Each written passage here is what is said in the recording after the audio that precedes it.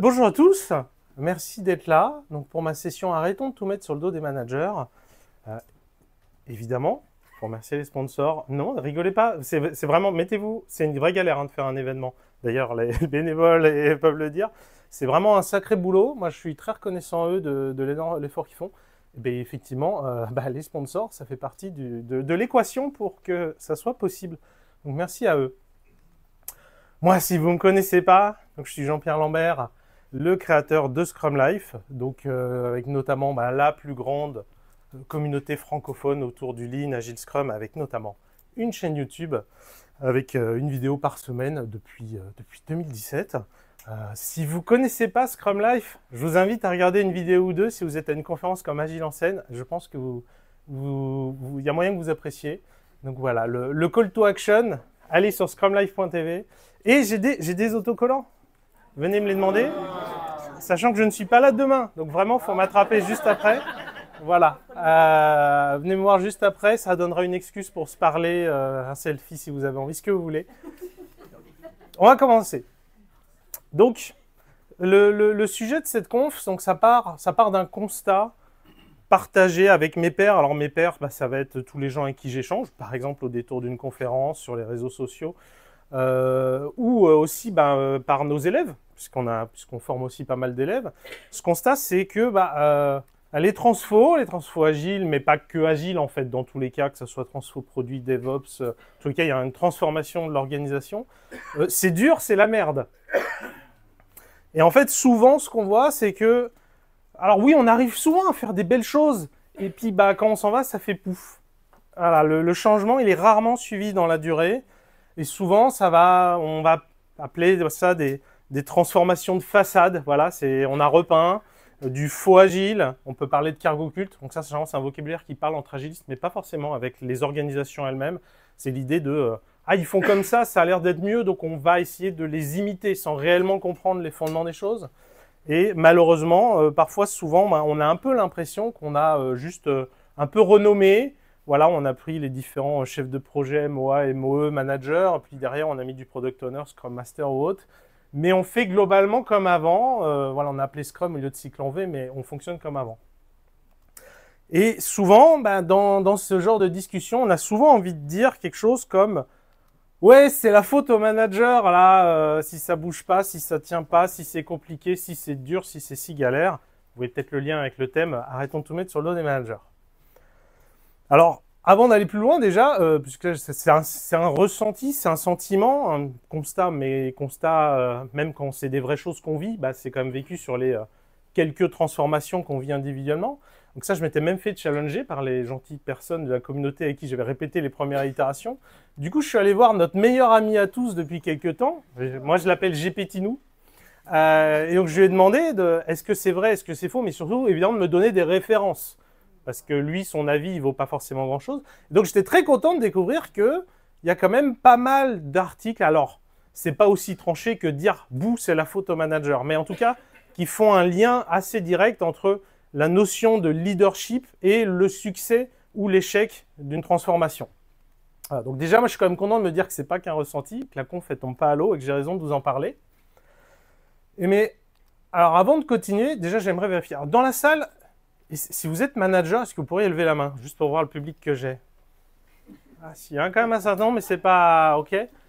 Merci à vous. Alors, le premier sondage, donc maintenant, je vais vous demander de lever la main si vous accompagnez des organisations, donc Scrum Master, Coach Agile, Coach DevOps, Coach Qualité, tout ce que vous voulez. Alors, gardez la main levée, s'il vous plaît. Et par contre, je vais vous demander, là maintenant, vous gardez la main levée que si vous avez déjà été manager. Si vous n'avez jamais été manager, vous la baissez. Il y a une moitié, quoi. Merci à vous. Donc, on reviendra là-dessus par rapport à l'analyse de la situation que moi je fais. Parce que selon moi, c'est quoi un peu le problème, le constat que moi je formule, et c'est pour ça que je vous fais cette conférence, c'est que alors, les managers, souvent, ils sont peu accompagnés dans les transformations. Et moi, j'y vois une explication que je vous partage qui me semble assez simple, c'est qui les gens qui accompagnent les transformations, qui font ces rôles de, par exemple, Scrum Master. Souvent, généralement, moi, en tout cas, dans les différents échanges divers que j'ai, c'est peut-être pas le même ratio dans la salle, souvent c'est d'anciens contributeurs individuels. C'est assez classique, je pense qu'une grosse proportion des Scrum Masters, par exemple, sont des anciens développeurs. C'est pas du tout le seul chemin de carrière à prendre, hein, mais ça teinte mécaniquement forcément comment cette population pense. Et c'est rarement des anciens managers. Vous voyez peut-être où je veux en venir. Parce qu'en fait, tant qu'on ne l'a pas vécu, on ne se rend pas compte que être manager, c'est une sacrée vie de merde, en fait. Et donc, ce qui serait bien, ça serait qu'on fasse un peu preuve d'empathie pour eux. Et c'est un des messages principaux que je vais passer dans cette conférence et que je vais aussi essayer de provoquer. Donc, ceux qui ont déjà été managers ou qui le sont vont se reconnaître et peut-être rire jaune face à ce que je vais raconter. Et j'espère que les autres, j'arriverai à vous embarquer. Donc justement, une première mise en situation qui est même presque un peu un partage de mon expérience. Alors oui, les augmentations, s'il y a bien un sujet qui cristallise quand même les relations, notamment manager-manager dans les organisations, c'est ce moment magique de l'année où on parle de sa performance, dont on n'a rien à faire, on veut juste savoir combien on aura de... Je caricature, il y a des gens qui cherchent à s'améliorer. Moi, je cherchais juste à savoir combien de pourcents j'avais.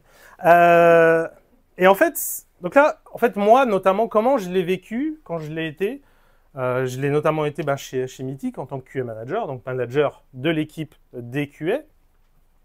Alors, ce que je vais décrire, c'est le cadre de cette entreprise, mais j'ai découvert que ce n'est pas du tout la seule à fonctionner comme ça, et en fait, les autres modes de fonctionnement ne sont pas forcément mieux. Globalement, on m'a dit, voilà le budget pour ton équipe, répartis-le. Alors, voilà, on voit, hein, c'est classique de faire comme ça. Et donc, en fait, on se retrouve dans une situation, pour vous dire à peu près le genre à quoi ressemblait mon équipe. En gros, il y avait une personne qui était un peu low performer, limite, si elle démissionnait, j'aurais été content que cette personne s'en aille. Personnellement, ça m'aurait embêté de lui mettre 0% parce qu'il y a quand même le coût de la vie, l'inflation, mais le budget est contraint pour toute l'équipe. Donc tout ce que je lui donne, je ne donne pas aux autres. À l'inverse, j'avais vraiment un top performer, quelqu'un qui travaillait très bien, qui avait vraiment un impact énorme pour la boîte. J'ai envie de dire, j'aurais donné l'intégralité du budget. À mon sens, ça ne suffisait pas par rapport à l'impact qu'il a. Et puis au milieu, il y avait un ensemble de personnes qui travaillaient très bien, qui étaient investies, qui se donnaient à fond et qui avaient quand même pas autant d'impact que la personne que j'étais, mais qui avait quand même un vrai impact, qui est vraiment apporté quelque chose dans leurs équipes. Et voilà, donc il faut réussir à décider combien de pourcentage d'euros on donne à chaque personne. Donc ça à vivre, c'est comme une énorme frustration, un vrai sentiment d'impuissance, puisqu'au final, on décide pas, on n'est pas très libre de dire combien on augmente chacun. Bon, avec le recul, il y a d'autres manières, il y a toujours des portes de sortie, mais c'est pas le sujet. Et en fait, si on résume la situation, parce que vous imaginez que ça, vécu par les managers, déjà, personne n'est content, parce que genre, on n'a jamais assez, enfin, on prend chacun des profils globalement. Voilà, donc personne n'est content. Tout le monde déteste le manager, parce qu'on est individuellement pas content de l'évaluation. Il y a un peu un sentiment de comment ça a été décidé, pourquoi, d'injustice, etc. Le manager, il se déteste lui-même. Hein, il se sent très mal quand il fait ce travail-là, qui est un peu... voilà. Alors qu'il a fait de son mieux. Donc un message que j'ai envie de passer, donc c'est autour de la notion de plafond de verre. On en parle pas mal quand on est agiliste. Par exemple, quand on va parler d'une équipe, c'est un peu tout ce qui est le cadre dans lequel elle évolue et que finalement la contraint. Voilà, là, elle ne peut pas faire autrement. C'est le plafond de verre de cette équipe. Elle ne pourra pas grandir au-delà. Ça, on aime bien en parler. Mais en fait, ce qu'on oublie, c'est que les managers aussi, ils ont leur plafond de verre, comme là, par exemple. Voilà le cadre dans lequel tu décides des augmentations. Et ils doivent composer avec.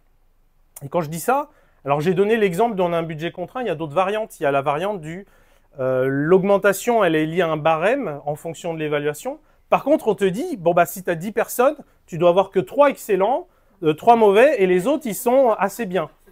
Et donc quand on a 4 personnes dans l'équipe qui sont vraiment bien, on se retrouve à faire un entretien avec une personne où littéralement pour chacun des objectifs, on écrit oui, tu as dépassé tes objectifs et ta note, c'est assez bien parce que je ne peux mettre que 3 excellents dans l'équipe et tu es la 4e. Pire encore, on m'a raconté l'anecdote d'une personne qui a refusé de jouer le jeu. Bah du coup, les RH ont intervenu, ils ont dit non mais on efface là tout ce qu'il a fait ce manager, on décide à sa place. Donc vraiment, il doit composer avec ses règles. On est dans cette notion de plafond de verre. Voilà, vous m'avez compris. Une autre mise en situation, peut-être un peu plus opérationnelle, je ne sais pas.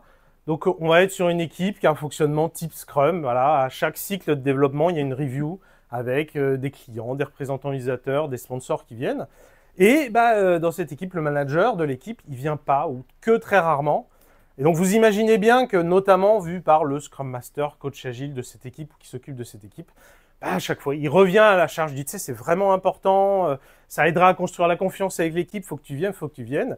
Bon, en fait, la même situation vécue par le manager, c'est que oui, je le sais que je dois venir, j'aimerais venir, mais là, en fait, je sais pas, je vais prendre un exemple totalement fictif, c'est la période de l'année où je dois boucler le budget pour l'année prochaine, et genre, c'est pas négociable, je voudrais venir, je peux pas. Et donc, en fait, ok, ça, il le dit pas forcément au coach agile, il se prend la soufflante. Oh, faudrait que tu viennes, c'est pas bientôt. Oui, oui, oui. Et puis, voilà, mais en fait, je le sais et je suis moi-même frustré. Et donc, en fait, qu'est-ce qu'on constate dans cette situation? C'est que, voilà, côté Scrum Master ou autre, on se dit, non, mais il sert à rien, ce manager, là, franchement.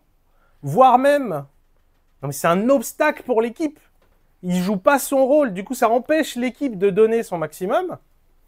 Donc en fait, sans même s'en rendre compte, il est en train de recréer de la défiance, alors qu'en fait, la raison pour laquelle il voulait qu'il vienne de review, c'était plutôt de reconstruire de la confiance avec l'équipe. Soit dit en passant, on n'est pas à une contradiction près. Bon, côté manager, à votre avis, qu'est-ce qu'il se dit? Il ne sert à rien, ce gars-là, ou cette fille. Je veux dire, il me rappelle ce que je sais déjà, il appuie là où j'ai déjà mal. En fait, du coup, c'est bon, quoi. Je n'ai pas besoin de lui. Donc, globalement, si c'est un prestat, s'il ne sert à rien, je le sors. Ou je reviens sur le sujet d'avant, si c'est un interne, en tout cas, c'est pas à lui que je vais donner le budget d'augmentation vu qu'il ne me sert à rien. Je suis un peu dur, mais je pense que c'est pas si loin que ça de la réalité. Donc si je reviens sur ce que j'ai dit sur les plafonds de verre, c'est que donc effectivement, les managers, ils doivent jongler, composer avec tout un tas de plafonds de verre qu'ils ont. Mais en fait, finalement, moi, mon message, c'est et si on l'aidait, ce manager ou cette manager, au lieu de l'enfoncer, justement. Troisième mise en situation, ça aussi on connaît, hein. Tous les ans il y a une réorg ou un plan de staffing, on est plutôt des orgas avec pas mal d'externes comme on dit. Voilà, combien de TP il faut pour tel projet, pour machin, etc. Le truc il tombe d'un seul coup. Alors ça généralement, alors vu par les contributeurs individuels, il y a peut-être 2-3 personnes dans le tas qui sont contentes, toutes les autres elles disent « Ah, je voulais pas être dans cette équipe-là, avec cette personne, ou sur ce sujet-là, ou machin, ou etc. » Et puis alors côté Scrum Master, Coach Agile, c'est « Mais ils m'ont pas écouté. Je leur ai dit tous les anti-patterns à éviter. » Et ils ont encore fait une équipe avec 2 PO. Ils ont encore fait des équipes composants, alors que j'arrête pas de leur dire « Faut qu'il y ait toutes les compétences pour qu'ils soient autonomes, etc. » Ils m'écoutent pas, c'est pas possible. Voilà. Alors en fait, vécu côté manager, je vois cette personne qui rigole, côté manager, en fait, déjà, il faut se rendre compte de la complexité de la tâche de faire cette réorg. Si on laisse même de côté l'aspect humain, simplement jongler entre toutes les contraintes de projets qui viennent, des compétences de chacun, de volume qu'il y a, déjà, c'est un sacré casse-tête. En plus, derrière, dans la mesure de ce qu'on connaît des personnes, on essaie de faire des groupes de gens qui vont s'entendre. Ça, c'est la partie qu'on voit. Hein. Quand on nous annonce, voilà le nouvel orga. Il y a aussi toute la partie qu'on ne voit pas. Parce qu'en plus, le manager, il n'est pas con. Il le sait que son plan, il va voler dans 3 mois. Il le sait que pendant l'année, les métiers vont venir avec des nouveaux trucs. Il y a des choses qui vont être dépriorisées. Il y a des opportunités qui vont émerger. Parfois, c'est pire que ça. Il y a même des sujets qui sont déjà marqués exploratoires. Là, on sait, il y a un sujet. Il faut qu'on l'explore, et quand on l'aura exploré, alors on saura s'il faut faire une petite équipe, une grosse équipe, appel à un prestataire externe ou autre. Donc en fait, il faut se dire que même déjà dans sa tête, là il annonce le plan A, mais en fait dans sa tête, il a déjà le plan B, C, D, et qu'est-ce qu'on fait? Il y a aussi tous les gens qui tournent, hein. Ceux qui s'en vont parfois sans prévenir. On ne sait pas par contre quand est-ce qu'on trouvera les nouveaux talents, etc. Je parle langage, les nouveaux talents. Ils jouent avec tout ça. Et donc en fait, on a tendance à l'accuser de tout, mais finalement ce manager, à son niveau, il est pas mal le vecteur d'agilité dans un monde qui n'est pas agile. C'est-à-dire qu'on a tendance à voir le côté du tout ce qui empêche l'agilité dans sa solution, mais on ne voit pas à quel point ça serait le bazar sans ça.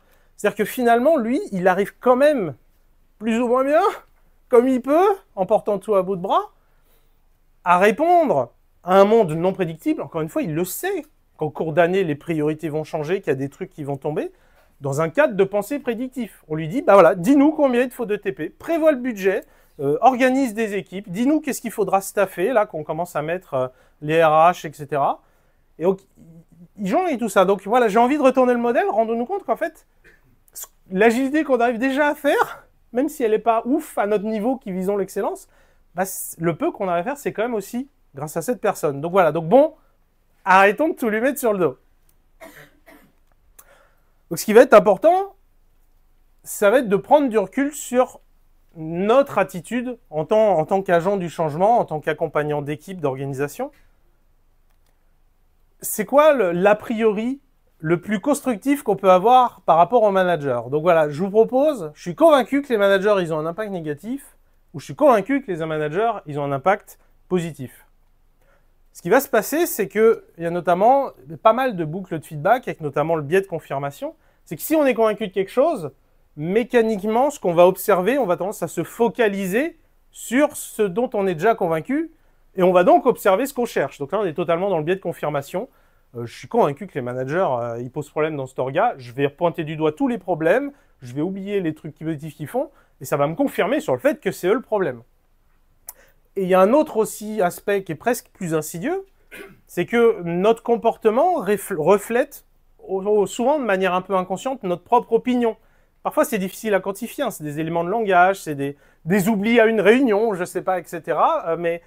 Et en fait, les personnes qu'on fréquente autour de nous, le groupe, et particulièrement ceux auprès de qui on a de l'influence, normalement, qu'on n'est pas trop mauvais coach agile, Scrum Master, on a de l'influence justement auprès de ces groupes, ben, ils vont le sentir, pareil, consciemment ou inconsciemment, et ils vont avoir tendance à se mettre à penser pareil. Et donc, du coup, on se retrouve dans un groupe qui a une attitude qui pense comme moi, donc ça me renforce là aussi dans mes propres convictions. Donc, je vous propose de plutôt partir de l'hypothèse qu'ils sont positifs. Donc voilà, pour moi, le problème qu'on n'accompagne pas les managers, bah, il repose quand même pas mal sur les accompagnants. C'est que effectivement, bah, pour accompagner les managers, il faut d'abord changer sa propre attitude et donc sa perception des managers. Il faut vraiment se dire, bah, les managers, ils sont utiles. Si tu ne le penses pas, tu n'arriveras pas à les accompagner. Donc parfois, il y a un côté un peu on se force, parce qu'on a peut-être été traumatisé dans sa vie précédente et on n'arrive pas, mais malheureusement, si vraiment vous voulez accompagner un manager et qu'au fond de vous, vous pensez que ce type ne sert à rien et qui fait que mettre des bâtons dans les roues, vous n'allez pas réussir à l'accompagner en fait. Donc comment accompagner les managers? Il y a un élément très important, c'est le mandat de mission. Alors dans l'idée, normalement, ça devrait ressembler à ça. Un bon mandat de mission, donc c'est tripartite. On a d'un côté donc l'accompagnant, le coach, les accompagnés, typiquement l'équipe. Vous pouvez changer les termes hein, si vous êtes plutôt accompagné à un niveau transverse orga, mais voilà. Et puis bah, la troisième partie qui est donc le commanditaire, le ou la manager. Et puis voilà, puis on a cette relation un peu à trois, justement, où ça tient un peu dans tous les sens. Donc ça, normalement, c'est le cas idéal, c'est ce qu'on est censé utiliser, mettre en œuvre. Bon, en pratique, ce qu'on voit un peu trop souvent, voire tout le temps, ça ressemble plutôt à un bon gros escalier. Le commanditaire, le manager, demande à l'accompagnant, au coach, d'accompagner l'équipe. Voilà. Et la flèche ne remonte surtout pas. Hein. Surtout pas. Le coach ne coach surtout pas le manager. Dans les faits, le mandat de mission, il a un sens unique. Et ça, évidemment, c'est un problème. Alors pourquoi? Pourquoi le coach ne coach surtout pas le manager? Il y a plusieurs explications. Bah, la première, c'est que l'accompagnant, il est peut-être pas assez cher. Hein, parce que, enfin, c'est bête, mais plus on paye cher, plus on écoute. On le voit de manière assez concrète avec des prestataires, avec du conseil. C'est vrai aussi en interne. Hein, des personnes qui font partie des murs, qui sont là depuis tout le temps, qu'on n'a jamais augmenté, ils ont beaucoup de mal à se faire entendre dans la boîte. Alors qu'à l'inverse, le nouveau CTO qui vient d'arriver, bah, lui, on va l'écouter. Donc bon, donc ça c'est quand même un point. Si vous vous retrouvez dans la situation où vous renégociez, et dites-vous que ça va jouer quand même dans l'influence que vous aurez ensuite. Si vous n'arrivez pas à être payé cher, il va falloir compenser d'autant plus avec votre influence. Souvent, on se l'interdit de coacher le manager. Hein, on a beaucoup de croyances limitantes. On se dit oui, mais non, c'est pas possible, j'en suis pas capable, il l'acceptera pas, etc. Donc j'essaie de provoquer un peu des déclics avec cette conférence. On peut avoir simplement un mandat qui a été mal construit. Alors ça peut être en lien avec les deux précédents. Hein. Si forcément on part en n'osant pas trop demander les trucs, bah forcément à la fin ils sont pas là. J'ai envie quand même de positiver, c'est que c'est quand même, ça s'apprend. C'est une compétence. Alors pour exemple, nous on forme nos élèves, dans notre formation Deviens meilleur leader agile, on les forme à ça. C'est le sujet du premier module. Bon, au passage, sachez que les préinscriptions sont ouvertes pour la prochaine session. Mais au-delà de ça, le point est de dire, voilà, on arrive à y former des gens. C'est une compétence. Si vous ne savez pas le faire, si vous ne savez pas bien le faire, vous pouvez vous y former, vous pouvez l'apprendre. C'est pas juste il y a les bons et les mauvais. Et évidemment, il y a aussi le sujet de la culture toxique qu'on a beaucoup, notamment en France, voilà, du manager, le manager qui sait tout, qui pleure jamais. Voilà, c'est un bonhomme le manager, il pleure jamais. Il faut pas qu'il montre que en fait il est au bord du burn-out. Voilà. C'est vrai qu'il y a ça. Là-dessus, je vais aussi donner des pistes par la suite. Alors, comment reconstruire son mandat hein, parce que bah, finalement, si l'accompagnement du manager ne fait pas partie de son mandat, bah, c'est pas fichu. Déjà, bah, on pourrait aller construire son mandat si on n'en a pas ou si on en a un, aller le mettre à jour après coup. Moi, là-dessus, bah, en fait, déjà, ça se trouve, le ou la manager est totalement ouverte. Enfin, il faut se dire qu'en fait, en faisant ce travail-là, on est extrêmement professionnel, en fait. J'accompagne des personnes, un groupe, il faut qu'on soit au clair sur c'est quoi mon périmètre, c'est quoi les enjeux, c'est quoi mes critères de succès, en fait. C'est juste faire preuve de professionnalisme. Donc, en fait, il est très probable qu'ils le prennent très bien, en fait. Ce qui m'amène au point suivant, est-ce qu'on ne s'interdit pas d'essayer? Parce que du coup, quand même, c'est un peu inconfortable. Il faut que j'ai une conversation avec le manager. C'est quoi mes critères de succès? Du coup, après, ça veut dire que je peux être mis à défaut. Bon, après, la réalité aussi, c'est que sans ces critères de succès, on peut aussi trouver n'importe quelle excuse pour dire que vous avez mal bossé. Hein. Dans tous les cas, si ça ne marche pas, je vous garantis que vous aurez eu des discussions intéressantes. Hein. Parce que si vous voyez que c'est un no-go complet, en fait, vous vous rendez compte que vous avez gagné un an, que ce n'est pas la peine d'y rester un an de plus, ça ne bougera pas, en fait, dans cet orga-là. Ou en tout cas, vous le savez. Si vous êtes juste là pour prendre l'argent, au moins, vous le savez, vous ne faites pas d'illusions. Alors, on peut aussi accompagner sans le dire. Hein, parce que, évidemment, puisque si officiellement l'accompagner, ça serait contraire à cette culture du manager qui sait tout, qui porte tout, qui est très fort. Ça, je donnerai des pistes par la suite. Et un autre point qui est quand même très important, bah, c'est qu'il faut lui montrer au manager qu'on est utile pour qu'il commence à vous solliciter et à accepter votre aide. Il faut se dire qu'il a déjà bien assez à faire. Hein. S'il sollicite un coach agile, un Scrum Master, c'est déjà parce qu'il n'a pas le temps de le faire lui-même. Déjà, en fait. Toutes ces choses-là, je vais les détailler par la suite. Donc, comment accompagner le ou la manager sans le dire? Alors, est-ce qu'on va l'aider? Non, je ne vous conseille pas de dire on va t'aider. Est-ce qu'on va l'accompagner? Ah, c'est toujours un peu... voilà. Est-ce qu'on va le coacher? Franchement, alors, en vrai, ce n'est pas connoté négativement pour des personnes qui ont compris ce que c'est réellement le coaching. Mais oui, par défaut, c'est au contraire, c'est perçu très négativement. Moi, quelque chose que j'ai pu essayer, que je recommande, c'est on va travailler la communication. Oh, vous rigolez. Parce qu'en fait, travailler la communication, déjà, ça parle. C'est concret. On voit de quoi on parle, on voit ce que c'est. C'est voilà, on va travailler pour améliorer ta communication. Et alors, par contre, il y a une manière de le faire. Hein. C'est-à-dire que déjà, derrière, il faut que ce soit très factuel. À chaque fois qu'on donne un feedback, qu'on veut travailler, on part de situations réelles, on part de ce qui s'est passé. Voilà ce qui s'est passé et comment ça a été perçu. Il y a du lien avec tout ce qui est CNV. Hein. Et l'autre point, en étant actionnable. Je rappelle que le but, c'est d'être utile. Hein. Donc voilà, voici ce que tu aurais pu faire. Voici ce que je t'aurais recommandé de faire à la place. Voilà, on parle de choses très concrètes et on lui donne des actions très concrètes à mettre en place. Et pour illustrer ça, je vous propose quelques exemples. Alors ça va être assez verbeux, mais comme ça, ceux qui récupéreront les slides, ça leur servira. Donc on va être sur le cadre de, voilà, il y a une fin de mission de collaborateur, quelqu'un qui est parti probablement dans un cadre avec plein de prestats, mais ça marche sûrement avec des internes. Donc voilà, donc on a ce genre de feedback, bon, par Teams ou en direct. Donc lors du départ de Bob, tu l'as annoncé à l'équipe sans prendre le temps d'expliquer les contraintes budgétaires qui ont mené à cette décision. Alors je sais que tu l'as expliqué à Bob en privé et que dans l'équipe ils se parlent entre eux, mais malgré tout ça n'a pas été une information publique qui venait de toi. Donc suite à ça, l'équipe, ça l'a beaucoup impacté. Alors évidemment, c'était un collègue, on a appris à travailler ensemble, donc quelqu'un qui part, c'est toujours un peu difficile. Mais il y a aussi une part de flottement parce que il y a une forme d'incertitude qui vient avec ça, genre est-ce que notre mission, elle va être pérenne en fait? Et là, il y a un peu un sentiment de ça peut s'arrêter à tout instant pour n'importe qui, sans crier gare. Donc ce que je te propose, est-ce que tu aurais pu, par exemple, prendre le temps d'expliquer à l'équipe le cadre de fonctionnement global de budgétisation, les contraintes avec lesquelles tu jongles pour décider du suivi ou de l'arrêt des missions? Ça permettrait de rationaliser, de comprendre la situation. Et puis un petit pot de départ ou même un remerciement un peu informel en visio, ça n'aurait pas fait de mal, ça aurait été bien vu, bien perçu, ça aurait dédramatisé la situation. Qu'est-ce que tu en penses? Vous voyez? On essaie de partir vraiment sur du concret et lui donner aussi des actions concrètes. Le deuxième exemple, donc là, on va se retrouver avec un manager qui doit animer des réunions un peu transverses avec tous ses PO de manière récurrente. Et il n'arrive pas à vraiment en tirer la valeur, parce que globalement, c'est que lui qui parle du début à la fin.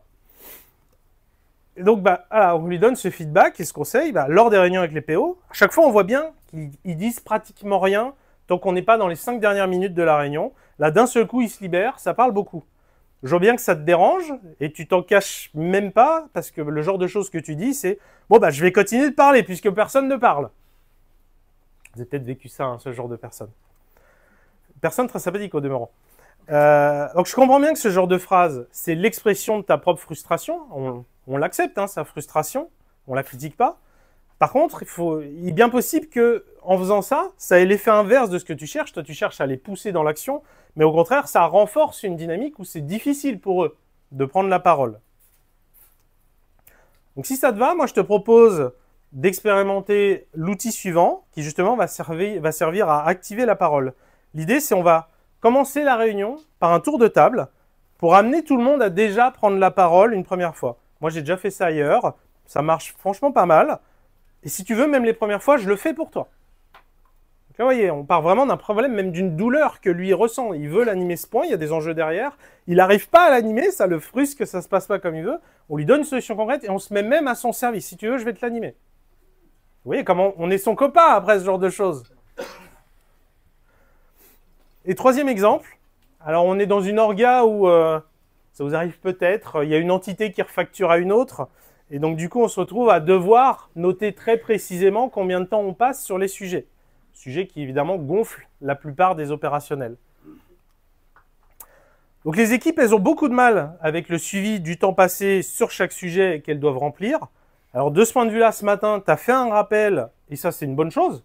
C'était très bien. Par contre, j'aimerais qu'on fasse un focus sur comment tu l'as amené, justement, ce rappel. Parce qu'en résumé, tel que tu l'as dit, bon, ça fait partie des règles du jeu, il faut le faire. Et en fait, dans les équipes qu'on a là, leur caractère principal qui ressort, c'est pas forcément le conformisme, en fait. Et en fait, suite à ton message, le sentiment général, c'est plutôt une sorte de ras-le-bol. Parce qu'il faut se dire qu'en fait, eux, ils sont vraiment dans le truc, en fait. Ils sont là, ils prennent des besoins utilisateurs, ils livrent des solutions, et pour eux, c'est ça qui a de la valeur. C'est résoudre des problèmes utilisateurs en prod. Donc, quand tu leur dis ça, eux, leur réaction, c'est ouais, vas-y, on se donne à fond pour créer de la valeur, et à la fin, on nous reproche de ne pas avoir rempli la feuille de temps. Pour eux, ça colle pas, et ça les démotive plus qu'autre chose. Donc, je ne suis pas en train de dire qu'il faudrait changer le système de suivi de temps passé, bien qu'on puisse sûrement l'améliorer, et si tu veux, on peut faire une autre discussion là-dessus, mais ce n'est pas mon point là précisément, un problème à la fois. Moi, ce que j'aimerais mettre en avant, c'est justement la manière dont on l'a implémenté est bien ou mal, mais ce système, il a une raison d'être. Donc, il faudrait mettre en avant ces raisons. Et je pense que justement, ça aurait beaucoup de valeur d'expliquer aux équipes les problèmes de fond, qui est en l'occurrence, comment les budgets ils sont construits, comment on refacture entre les départements, etc. Pour que les équipes elles comprennent pourquoi c'est vraiment très important de bien remplir les feuilles de temps. Et moi, je pense que si on fait ça, si on leur explique, elles seront plus compréhensives et elles se prêteront plus au jeu. Alors, ça vous fait peut-être rire, le fait de se dire que genre les feuilles de temps... oui, tout le monde dans l'opérationnel pense que c'est plus important de livrer de la valeur. Moi, je suis freelance. Quand c'est l'heure d'envoyer ma facture à mon client, je vous assure que ça passe devant le tout. L'argent est plus important, en fait. Donc, en fait, c'est ça. C'est une fois qu'on arrive à leur faire prendre conscience que notre département n'a pas d'argent si on n'arrive pas à les refacturer, En fait, c'est la valeur qu'on a créée. Enfin, c'est pas. En fait, ça fait partie du travail en fait de remplir les feuilles de temps. Bon, vous m'avez compris. Donc, si on revient sur cette approche de travailler la communication, le type de résultat qu'on a quand on fait ça, en étant toujours factuel et actionnable, déjà le message, il a beaucoup de chances d'être entendu.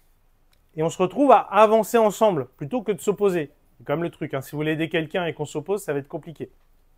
Et puis tout simplement, on est utile. On lui apporte de la valeur sur ce qui le préoccupe, le ou la préoccupe. Et ça change quand même pas mal la donne.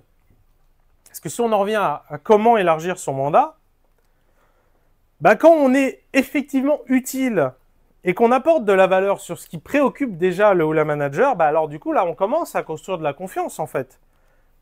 Ce qui va m'amener au point suivant, c'est qu'il va vraiment être important de réussir à avoir des résultats, de l'impact, dans le cadre de son mandat actuel, pour montrer qu'on est utile et qu'on est pertinent et qu'en fait, il y aurait de la valeur à élargir notre mandat. Et une erreur un peu trop facile à faire, ça serait justement d'être focalisé sur les plafonds de verre d'une équipe et consciemment ou inconsciemment, encore une fois, parce que dans nos attitudes, si on se retrouve à tout le temps dire « Ah oui, ça c'était l'autre équipe, mais on peut pas », ou ainsi de suite, ou justement accuser le management, le manager « Ah oui, mais ça c'est côté management, ça c'est côté management », qu'on le veuille ou non, on a tendance à focaliser. C'est une vision un peu simpliste du monde, et donc on a tendance à focaliser l'équipe elle aussi sur ses plafonds de verre. Donc du coup, ce qui se passe, c'est que vu par l'équipe, à quoi bon s'améliorer, vu que tous nos problèmes, finalement, ils sont à cause de l'environnement. Donc tout ce qui est amélioration continue, on le met par la porte. Là, vous voyez qu'il y a un peu un problème avec la mission d'accompagnement qu'on a. Et cette situation vue par le manager, c'est que face à une équipe qui penserait comme ça, qui accuserait tout le temps les plafonds de verre, le manager, il va se dire ce genre de choses. Non mais c'est bon, on est au courant qu'il y a plein de problèmes, mais il y a aussi plein de problèmes que eux, ils peuvent adresser en fait à leur niveau. Donc moi, ça me donne juste l'impression d'avoir des feignasses ou des enfants qui se donnent des excuses. Des trucs bateaux, hein, si vous parlez avec le manager, il va vous dire « Oui, mais ils galèrent avec leur release, mais si déjà ils pouvaient ne serait-ce qu'envoyer un mail au métier quand ils ont releasé pour qu'ils soient au courant, c'est totalement actionnable. Ils envoient le mail quand ils ont fait une release. »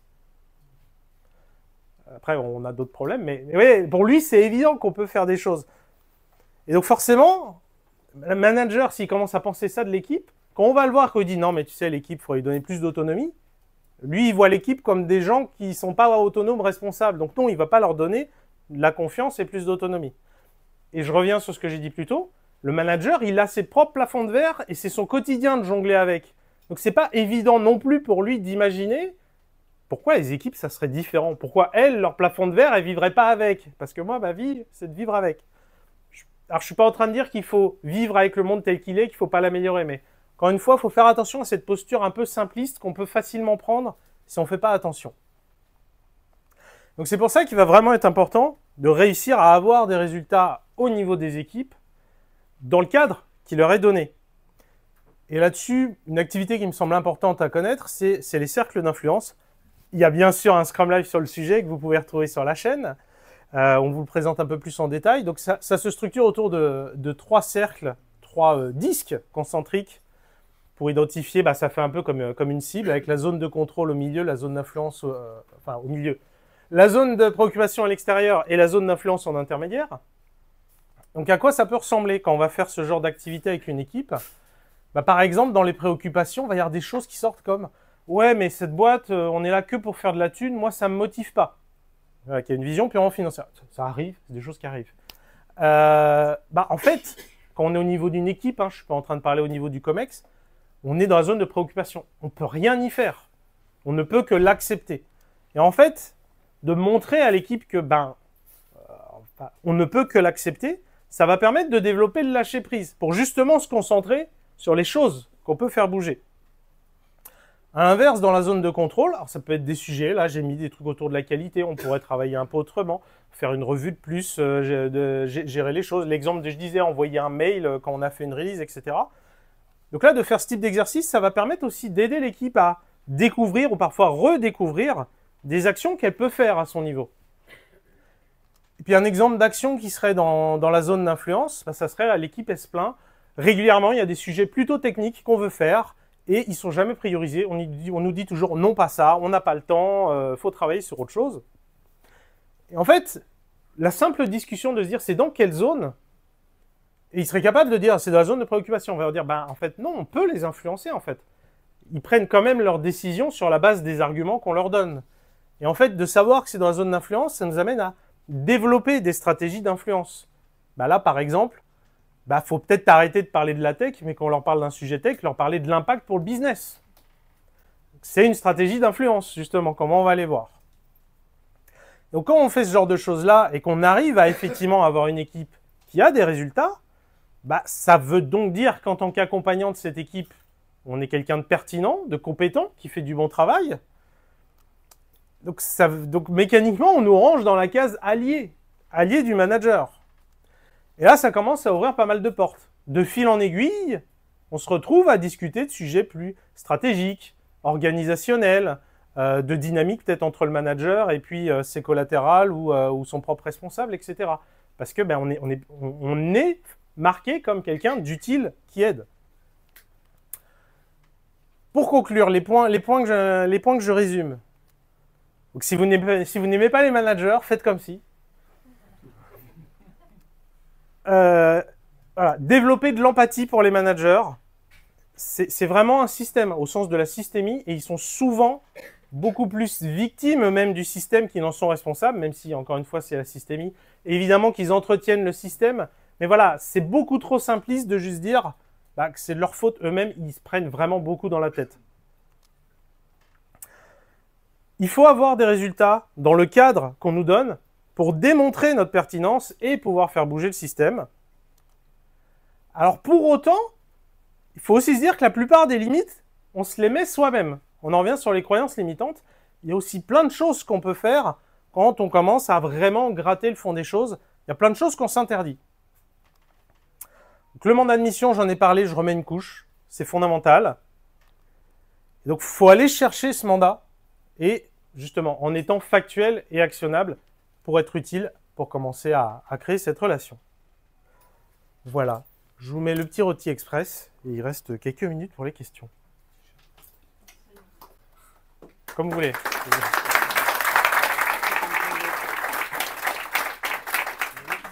C'est juste pour un complément, on peut ajouter aussi une difficulté dans certaines organisations où on peut avoir en fait plusieurs managers en tant que Scrum Master, c'est-à-dire qu'on a une équipe constituée il s'agit de différentes personnes, mais en fait chacun a leur propre manager. Et du coup, on a aussi à œuvrer auprès de N managers. Oui. Ah oui, bah, c'est autant de relations effectivement qu'il faut entretenir, jardiner. Oui, j'avais une question par rapport au mandat. Oui. Ça me fait beaucoup penser, c'est dans le monde du coaching professionnel au contrat. Et du coup, c'est vrai que souvent on sépare l'accompagnement du manager de l'accompagnement des équipes. C'est pas le même coach, souvent, pour éviter les conflits d'intérêts. Et du coup, est-ce que tu fais le parallèle, est-ce que tu as des situations similaires? Et dit autrement, est-ce que les objectifs de l'accompagnement du manager, ils sont ouverts et dans le mandat vis-à-vis de l'équipe et du coup c'est en transparence pour tout le monde? Alors, oui, il faudrait. C'est-à-dire qu'en fait, il faut qu'il y ait les trois signatures. L'équipe est OK, qu'on se donne... Alors, si on prend l'exemple de type Scrum Master ou Coach Agile vraiment sur une équipe, bah, normalement, les indicateurs de succès, ils sont assez en lien avec les résultats de l'équipe. Bon, à tout hasard, des trucs comme le lead time est divisé par 2. Donc, c'est autant un objectif pour l'équipe que pour l'accompagnant. Et en fait, quand on commence à avoir vraiment ces discussions-là, normalement, quand ça se passe bien, il y a un alignement entre ces objectifs et les objectifs du manager. Parce qu'en fait, c'est pour ça qu'il a dégagé du budget pour payer un accompagnant. C'est parce que lui-même, il voit. Donc il y a aussi cet aspect-là, c'est que normalement, donc oui, on veut vraiment, normalement, c'est ce que je disais, il y a le cas où il faut que ce soit vraiment tripartite. On veut le faire signer avec tout le monde et on s'est tous alignés. Déjà ça, c'est un pas énorme. Pour l'équipe aussi. L'équipe sait elle-même, quelque part, c'est quoi ces critères de succès. Parfois, il n'y a même pas ça. On leur dit juste délivrez. Faites les demandes des métiers. Faites ce qu'on vous demande. Oui, et Donc après, on peut les nuancer. C'est des objectifs organisationnels. Oui, il faut gérer la prod, bien sûr. Mais à côté de ça, il y a des objectifs organisationnels. Et donc oui, il y a déjà un gros alignement là-dessus. Quelqu'un a... Oui, bah, tu parlais tout à l'heure de demander au manager d'expliquer ses contraintes et tout ça. Et pour l'avoir déjà testé ou tendu une perche, j'ai senti un malaise de l'expliquer. Soit parce qu'eux-mêmes ont déjà du mal avec ces contraintes-là, et ça je peux le comprendre tout à fait, soit ils se rendent compte qu'ils ont quand même mis dedans un pied et qu'ils ne veulent pas le dire. Ça me donne cette impression, moi, le coach. Et pour le coup, je ne sais pas comment les amener à faire comprendre que malgré ça, ce serait bien d'y aller. Alors nous, le genre de choses qu'on a pu vivre, alors entre guillemets, c'est le cas facile, parce qu'on arrive dans la mission. Voilà, donc après, mais quand tu es interne, ça dépend si tu es en c'est quand même du conseil, mais en interne, donc il y a quand même un début et une fin. Oui. Mais tu vois, donc quand on arrive, c'est un moment, ça semble logique en fait de le faire à ce moment-là. Et donc, on peut effectivement découvrir au fil des questions, des échanges, que le manager lui-même n'a pas son propre mandat en fait avec son N+1. Et donc, parfois, si on arrive à l'articuler suffisamment, en fait, lui-même, il devient très demandeur en fait. Juste, effectivement, il faut... oui, c'est cool si vous m'aidez moi-même à définir mon propre mandat avec mon N+1, parce qu'effectivement, je ne sais pas fixer d'objectifs si je n'ai pas moi-même d'objectifs ou que tout est flou, etc. Évidemment, c'est facile à dire comme ça, il faut trouver les bons mots, il faut la posture, patati patata, mais ça, c'est le genre de choses qu'on a déjà vécu. Si eux, ils veulent vraiment se faire aider, en fait, ils sont... en fait, quand on le met sur la table, ça semble logique pour tout le monde, en fait, qu'il faille des objectifs et qu'on sache où on est. On aime bien parler de boussole. C'est quoi les indicateurs qui vont dire si on va dans la bonne ou la mauvaise direction, etc. C'est ce qu'il faut donner à chacun. Lui, il devrait l'avoir, il devrait le donner à ses équipes, etc. quoi. Oui, dans le cadre de la transformation agile, j'ai une question qui revient tout le temps. Je ne suis pas manager. Comment il évolue le rôle de manager dans l'agilité en général? De plein de manières différentes, ça dépend des organisations. Mais, oula, il y a un drame avec Moi, si tu me demandes ma conviction, c'est que le rôle de Scrum Master tel qu'il est décrit dans le Scrum Guide, qui est un rôle pérenne, permanent, en fait, c'est le manager, en fait. La personne qui est manager d'équipe, la personne qui reste auprès de l'équipe, qui vit leur quotidien, qui les accompagne, qui les pousse toujours plus loin. Voilà, on pourrait aller ici, etc. et ainsi de suite. Voilà, en fait. Donc, sachant que c'est très flou, parce qu'un manager qui fait bien son travail, on va trouver des attitudes qui ressemblent beaucoup à du Scrum Master. Tout comme quand on est Scrum Master et qu'on passe notre temps à aller juste demander au manager, voilà le plan d'action, est-ce que toi qui as le mandat de le faire, parce que tu es dans la hiérarchie, tu peux le faire. Donc, pour moi, c'est un des avenirs majeurs qu'on va voir. Mais un manager qui gère plusieurs équipes sur un département. Parce que tu n'as jamais vu de Scrum Master sur plusieurs équipes. Non, mais en fait, on est quand même dans un truc délirant où d'un côté, on a du mal à payer des Scrum Masters parce que c'est des improductifs. C'est rien de négatif, c'est-à-dire que ce n'est pas eux qui produisent. Et de l'autre côté, on n'a aucun problème à payer des managers qui sont tout autant improductifs. Mais la différence, c'est que effectivement, le manager, il y a des trucs, tu vois, il fait tourner le système. Il y a la paperasse, il y a des machins, il y a un ensemble de choses. Donc en fait, pourquoi quand c'est le manager, on reconnaît qu'il y a de la valeur à avoir des rôles transverses de coordination qui posent un cadre, et quand c'est des Scrum Masters, on se demande, oui, mais pourquoi? Alors après, je dis ça encore une fois, Scrum Master dans le sens rôle pérenne. Il y a aussi Scrum Master plus dans le sens, je suis là pour faire une transformation, et puis quand c'est fait, je m'en vais. Et là, il vaut peut-être mieux parler de consultant agile, justement. Et là, ça a du sens. Mais du coup, tu vois, la manière dont nos missions, on essaie de les orienter en fait, comment on va faire en sorte que les managers portent la transfo. Et on n'est pas là pour faire votre transfo, en fait. C'est facile de dire des trucs comme ça. Bon. Alors, il est l'heure, je crois. Merci beaucoup. Merci. Je vous en prie, merci à vous. Voilà.